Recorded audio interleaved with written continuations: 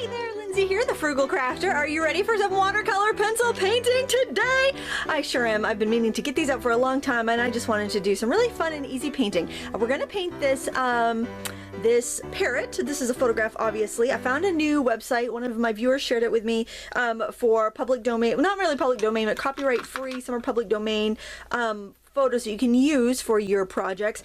And the name of the website is Morguefile, and you just have to make sure, it's kind of tricky because you have to make sure that you're on the Morguefile tab, because there are other stock photo sites that advertise on there, and the stock photos from those companies would not be okay to use, but the Morguefile ones are fine to use for free. So I'll put a link to that parrot. You don't have to sign up to see the photos. You can log in and register, but you don't have to. I'm using my Inktense pencils, and I'm going to show you the colors that I have. What I did was I swatched up my set, and I really recommend that because it can be very deceiving if you're trying to tell what color you have here by the end of the pencil. So this is 500, so that's the color it really looks like. So you can see it's much more vivid than what's on the end of the pencil. I'm also using 2020, which is Indian ink right there. It's kind of like a greenish brown, dark greenish brown. I'm using Hooker's Green, which is 1520. That's that one right there. I am using 230, which is golden yellow, right there. I am using 200, which is this, this is called sun yellow, but it's a very like a deep lemon kind of color. I'm using 1720, which is a tan. That one is right there. And I am using bright blue, which is 1000 right there. So really swatch out your colors of pencils. It's really important. It's going to make your paintings a lot better, a lot easier to control. I'm going to start off with the tan, and we're actually going to do this kind of weird. We're actually going to start with the detail and work out from there. I hope it works out well. If not, then I guess I'll be doing this video again. And I'm going to start by putting, actually, would it help you to see the reference file photo? Why don't we do that? That's probably helpful, isn't it? Okay, we're going to start by putting in, I'm going to start with the eyeball, actually, which is, this is completely different from how I normally work. So I think that's kind of fun. I think it's good to stretch ourselves. Now I'm looking at the eyeball in relation to the beak. Look how big the beak is. It's really, really tall, and I think that our brains will think it's not that big, so we draw it a different way, but really it's quite big. And I'm also going to get this, I'm looking at the negative space, I'm looking at the red there, and I'm actually going to draw around here, right back, and I'm getting that white. That's what I'm putting in, is the white. By looking at the red around it, it made it easy to sketch. I hope I'm not going too slow for you guys. Feel free to watch me in 2x speed if you want. So I'm getting this shape.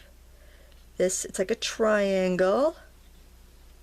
Okay, and then I'm going to do the upper beak. Look how big, look how much that points down. Look at the negative space if you have a hard time drawing it. Look at the space around your object if it's difficult. Now I'm going to go up here, kind of figure out about where the top of that beak is. It's up pretty high, and then I'm going to draw that curved shape down to the tip of that beak. So there we have our little parrot eyeball and beak. And then I think maybe I'll just put a little bit of lump there just so I know where the top of the head is. Okay. So now, what I think I want to actually do, and I'll just get the, now you see the red feathers actually come down here. I'm just getting in a very, very light basic sketch just so I can kind of figure out where things are going to be. Got this group of feathers there, then we get the long feathers.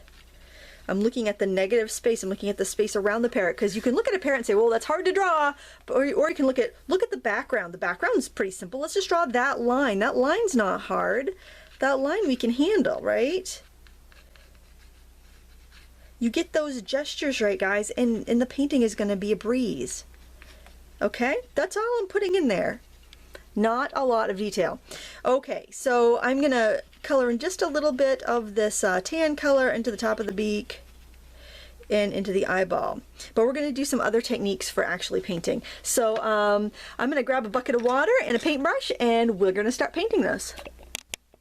All right, I got a number 6 round, I got a bucket of water, and I got a little tile here that I can mix on, and I'm actually going to be using these more like watercolor paints, but the reason I'm using the pencils is just because, well, there's a couple of reasons actually. I know that my colors are going to be, they're going to be easy to control, you know, if I do that. You should probably also have a tissue handy for wiping your brush off. I'm just I'm liquefying the color I have, but I also picked up a little bit of color on my brush. When I use pencils, I feel like I have a little more control sometimes. Like if I want to get a little bit of that Indian ink color, I can pick it up on my brush, and then I can go in and add it to that wet area that I just painted. You could do this with paints on your palette. Just try to go easy with the amount of color you're using. Now the other benefit to this particular pencil, the Inktense by Derwent, is that it will, like, once it dries, you can actually wash over it. So if you wanted to do that background and not worry, or even go in and around and do a background later, you can, which is nice. I'm going to pick up some more color, and I'm going to paint in this bottom beak, and I'm going to leave a little bit of space there because it's very yellow in like a streak kind of an area, and I want this a little bit lighter than what I'm going to paint on the inside of the mouth, which is just going to be a little bit darker of a version. And I like that you can work wet into wet when you're lifting the color from the tip of your pencil, because if I went right in with this black pencil there, I would get a really dark line, which might be what I want, but it's not, so that's not what I'm going to do. It's almost like I have a tin of paints and I've got a set of pencils when I work this way. It will not damage your pencils as long as you don't like soak, don't stick the pencil in the water. As long as you're bringing the brush to the pencil, it shouldn't cause any harm. I'm going to also liquefy the eyeball here where I colored it in. And I'm going to let that dry before I attempt to put any sort of dark around there. Now on this area here, it's not pure white. It's probably the whitest thing in this picture, but it's not pure white. It's almost a gray. So I'm going to take a little bit of that Indian ink. I'm going to mix it on my palette there. Just one of my leftover scrapers from the gel transfer kit from Jerry's. You got a bunch of, there's like 3 of those in that kit. And I am just going to kind of tap in the illusion of feathers. I'm working on a Strathmore 140-pound greeting card, by the way. And that might be a little dark. I'm actually going to grab a paper towel and blot that before it sets. Once the Inktense dries, it is permanent, unlike your typical watercolor. Oh, and that's just about perfect right there, just blotting it off.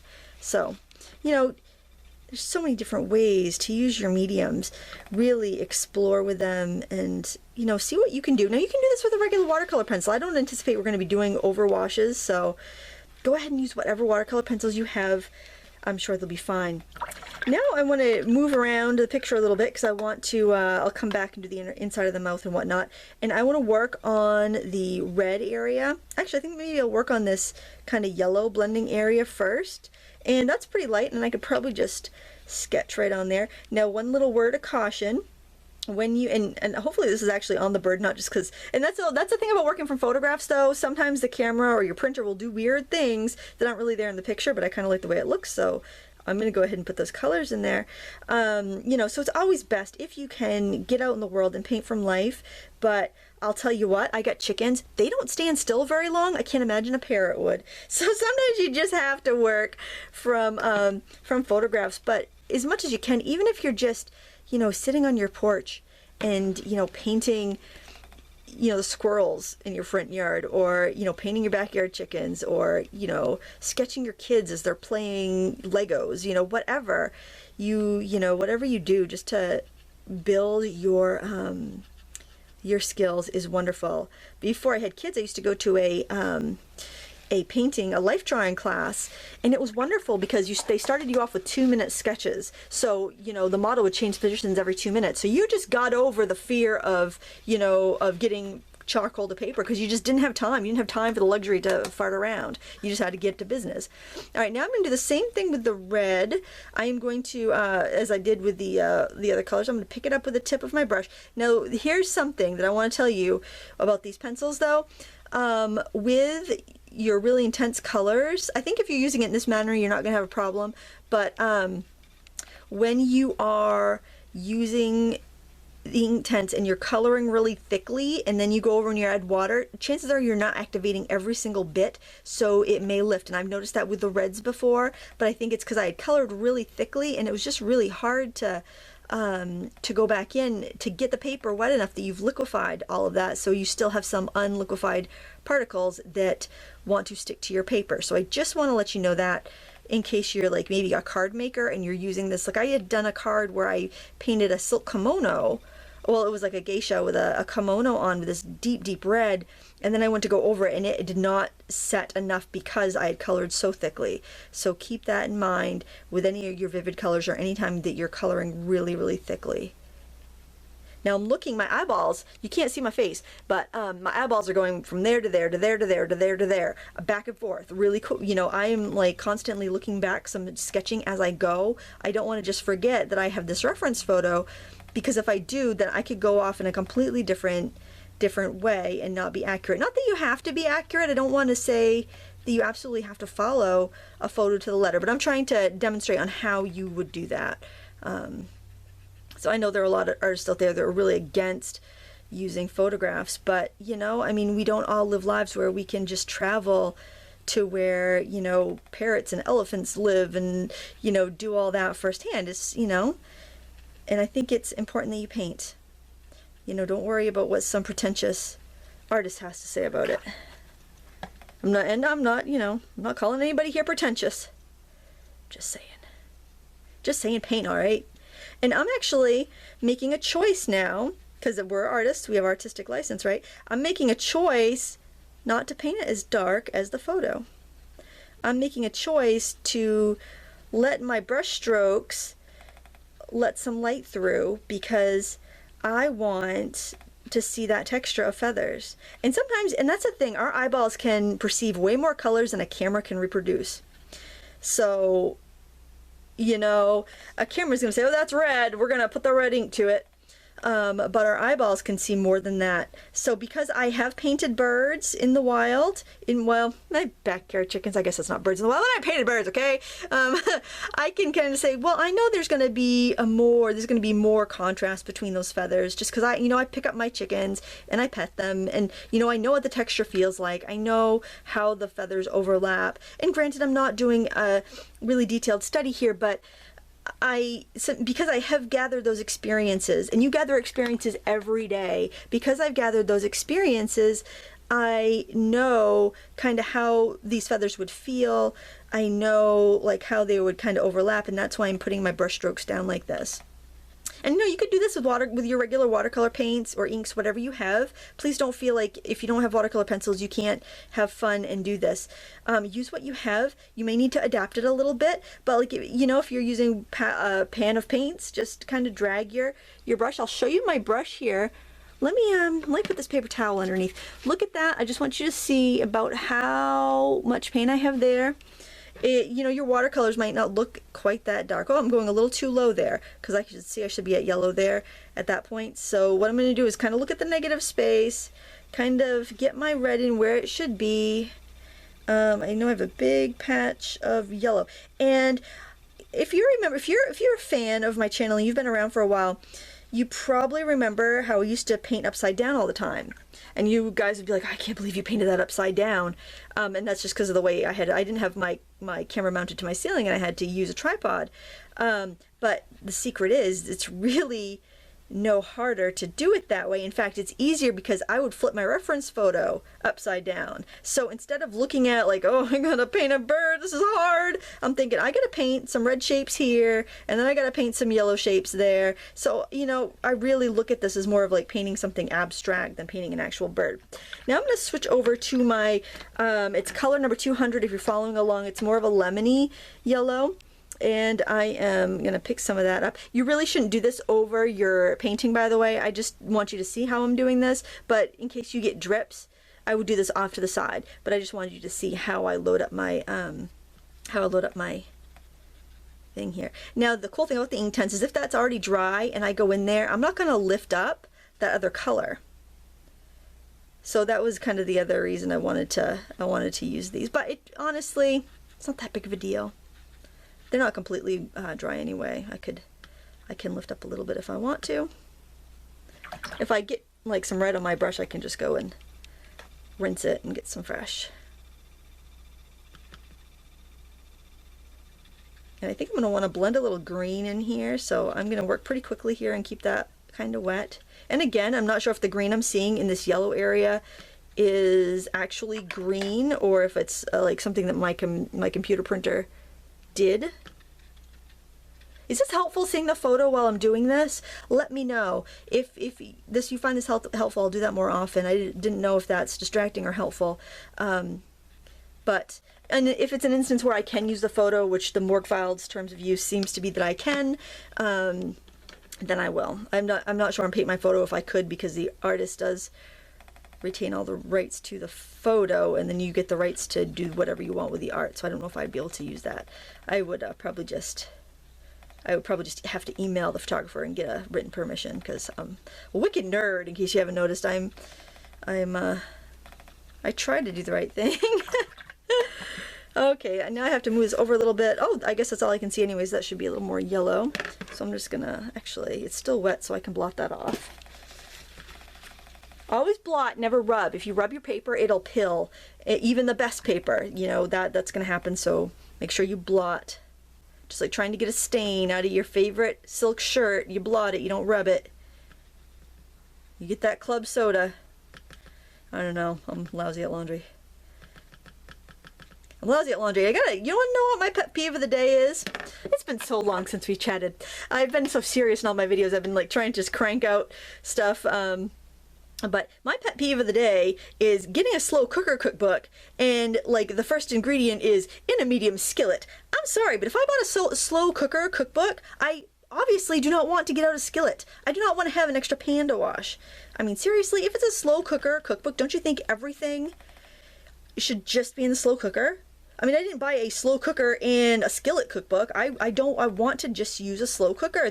Want to set it and forget it. I want to cook my meal at 8 in the morning and surprise, it's done at dinner time. So I'm not having my 4 p.m. panic that I'm trying to get more organized and simplified in my life, so I'm not like running around with a chicken with its head cut off at like 4 p.m. trying to, you know, do 8 hours of housework and cook dinner and everything in 45 minutes. I'm trying to get a little bit more organized. So my sister actually gave me a stack of vegetarian cookbooks because she used to be a vegetarian. I've been a vegan for, oh my gosh, 21 years, 22 years, oh lordy.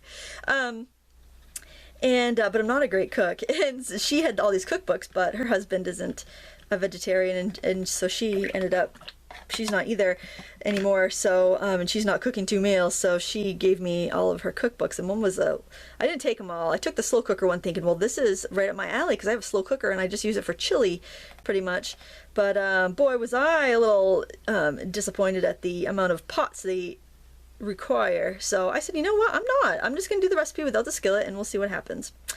So I've got some dal cooking upstairs. I do love my my Pakistani and Indian food, and it smells great. I hope it tastes good. I hope kids will eat it. But my theory is, because my kids are running cross country, that they're going to be so hungry when they come home that they're going to eat whatever I give them. Which, by the way, when did we start giving our kids choices? You know, I guess as a vegetarian, I always plan on cooking like a meat meal and a vegetarian meal, because I only have one child that's vegetarian. My husband and my other 2 are not. So we've my husband and I kind of decided this whole choice thing is going to be done. We're going to go simpler. We're going to, you know, it's just, why put all the extra work on ourselves? I mean, this is insane. I didn't get a choice when I was a kid growing up, unless we were at a restaurant, which, by the way, I totally would eat at a restaurant every day. If I didn't live in a small town and we actually had a few that you could go to. But I do like living in a small town, so it's a trade-off. So whoops, that's not the color I want. That's Indian ink. I want actually that bright blue. And you know what? Since I don't have very much lead here, I'm going to pause it and sharpen it. I wanted to let you know that I prefer to use a blade to sharpen my Inktense pencils, usually because you lose a lot of lead if you just sharpen it in a sharpener. I just take the wood off. Look how much color is in there. You really waste a lot if you sharpen it. Sometimes you'll want to sharpen it just because you need that finer point to sketch with, but if you know you're going to be doing a technique like this, use a blade so that you have a little more control. You keep all that lead. And another question I get asked a lot about the Inktense is whether it's better to get the blocks or the pencils. And I have both, and I would say that I actually prefer the pencils. I think they're more versatile. I honestly, this is going to sound really strange, and they're supposed to be identical, like the material that's in them, but I find that the pencils, it seems like the pigment is clearer and richer, and I feel like the blocks are chalkier. And maybe I'm alone in this. Has anyone observed that about the blocks versus the pencils? They just feel a lot chalkier to me. What I'm doing here is I'm just kind of getting in some of that definition that I can see between the colors here, this kind of splashes. It's probably not coming across very well on screen because I just printed this on cheap copy paper. I didn't even use photo paper. So when you pull this illustration, when you pull up this photograph on your computer to see for yourself, you can see what I mean. It just feels like it's you know, you can see a big definition, but I think that might actually be a little darker than it really is. But anyways, it just feels like the Inktense, oh my gosh, I can't talk. Inktense blocks, they're wonderful, but they feel a little bit chalky to me. And maybe they had to add something to them, the pigments, so that they can be in a block form and not break. But that's just what I felt. So when somebody asks me if they can only afford one, what should I get? Honestly, I would get a full set of Inktense pencils over like a small set of each, because I think you'd be really happy with it. And I don't see that when you can do this with them. I really don't see that much of a benefit of having the blocks versus this. Now they are fun. They're a wonderful product. I think most of the stuff from Derwent is really great, but we're going to do more to that, don't worry. But I just feel like for your money, you're much better off to do the pencils. Okay, so now I'm going to go back in a little bit. I think I'll go in first with some of the green and define a few of the green splashes that I see on the petals.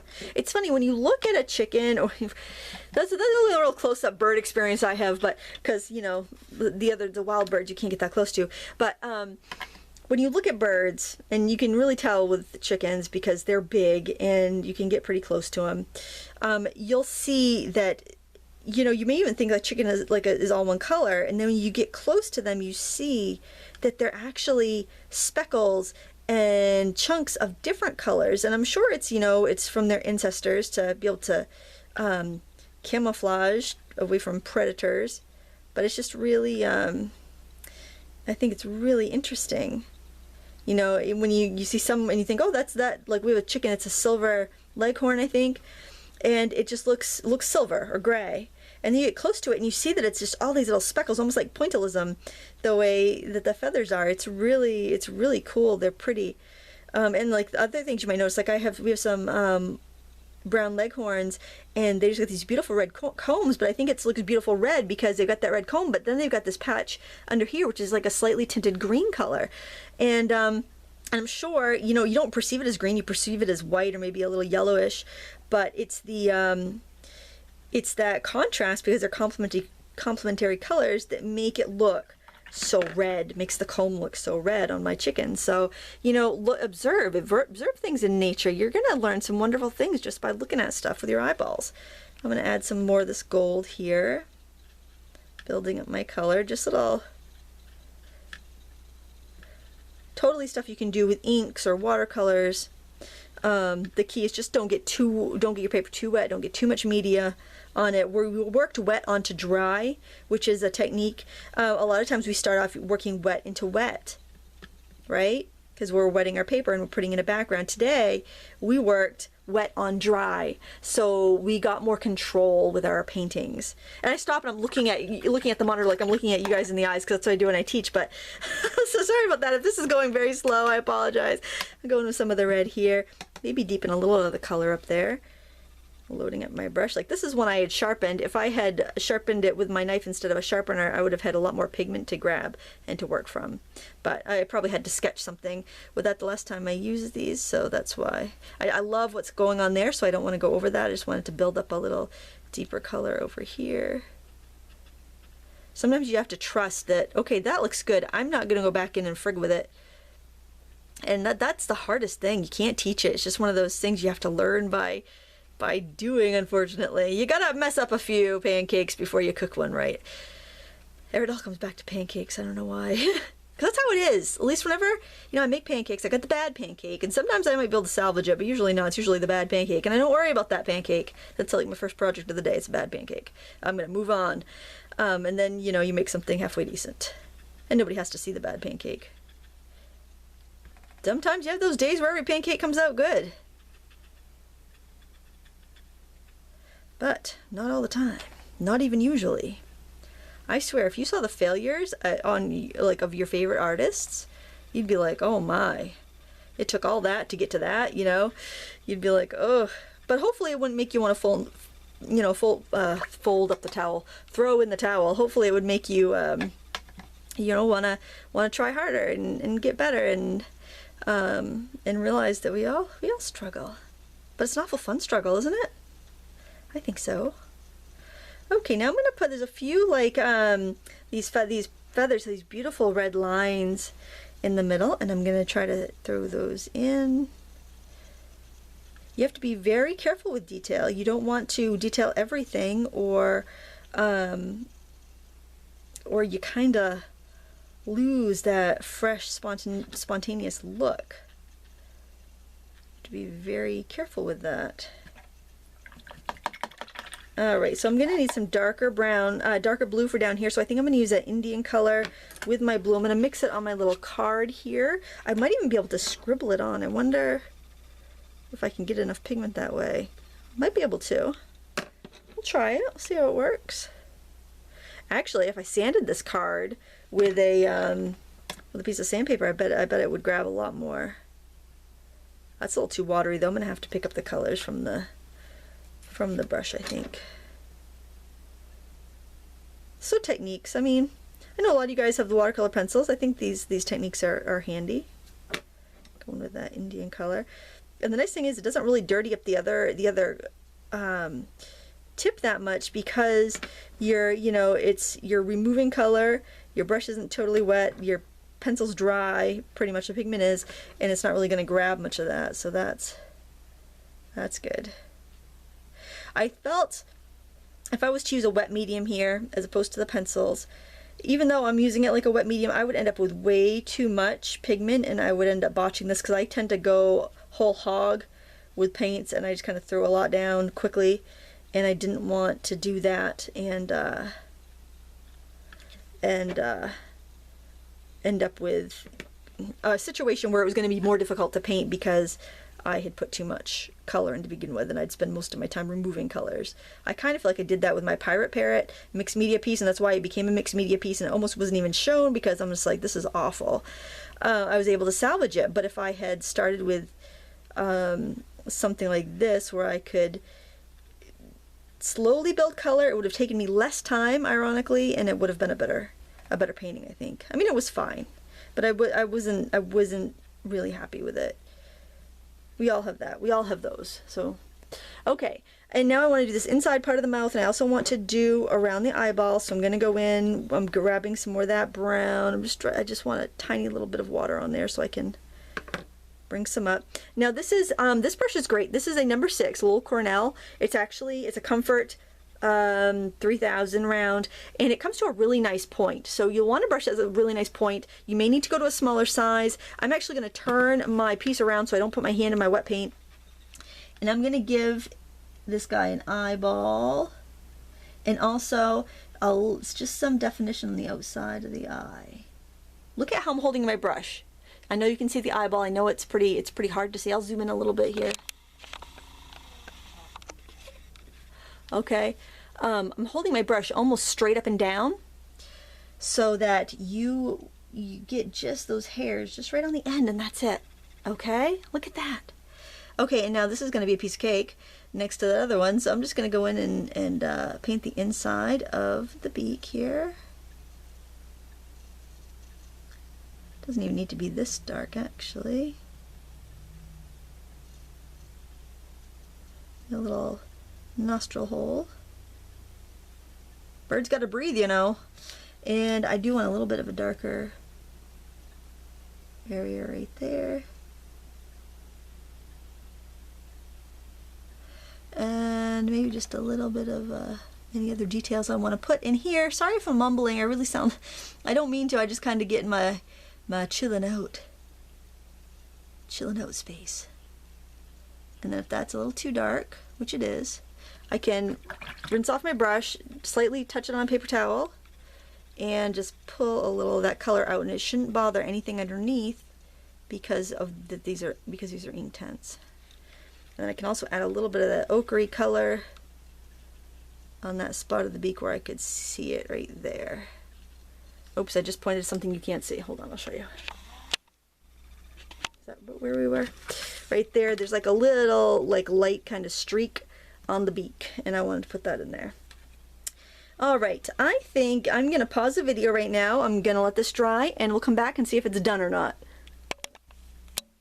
Okay, I've dried it. I think that I want to put a little more detail in the face area and kind of leave this a little looser so that we got a focal point and then everything else just kind of fades off. So what I'm going to do is go back to that number 6 round. We're just going to use that brush for the entire thing. And I'm going to make some of the kind of like gray details. So what I think I'm going to do is zoom in a bit so you can see that a little bit better. Get both of those in the picture. And I've just scribbled out some of the Indian ink and the yellow on my credit card here. We're just doing glazes, and Inktense is really good for that. So, whoops, my brush is a little wet, so I'm just blotting it. I just want to get, oops, just a little bit of a shine on there. Try that again. That was a little too juicy. It's probably going to be hard to perceive because I'm really using just a tiny bit of pigment here. In fact, I want a little bit more of that yellow on that crack on the bottom of the beak. And we do a little bit more in the feathers around here. A little bit more blue in that, because that gray is a little cooler.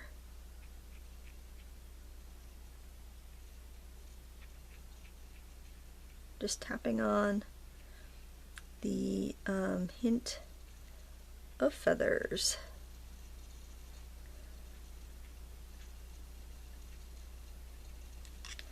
And I'm just going to blot it a little bit so it's a little lighter. I think I want a little bit more intense red around the face. So again, pulling the eye into the focal attention point here. And you can build up a lot of glazes on this because you're not going to lift your colors underneath, especially like this, because we know it's all been liquefied because we added water to the pigment and then brought it over.